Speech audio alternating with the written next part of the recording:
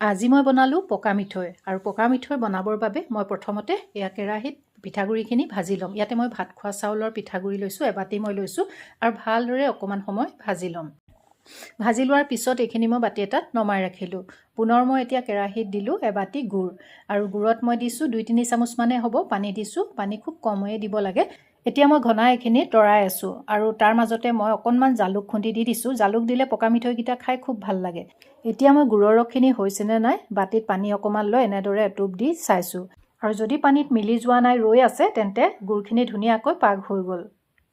আৰু এতিয়া মই ভাজি থোৱা পিঠাগুড়িখিনিত দিলোঁ এচামুচ ঘিউ। দিয়াৰ পিছত এতিয়া মই গুড়ৰ ৰসখিনি অলপ অলপকৈ দি দিছোঁ। গোটেইখিনি একেলগতে মই দি দিয়া নাই, হেতাৰে মই ভালদৰে গোটেইখিনি মিক্স কৰি লৈছোঁ।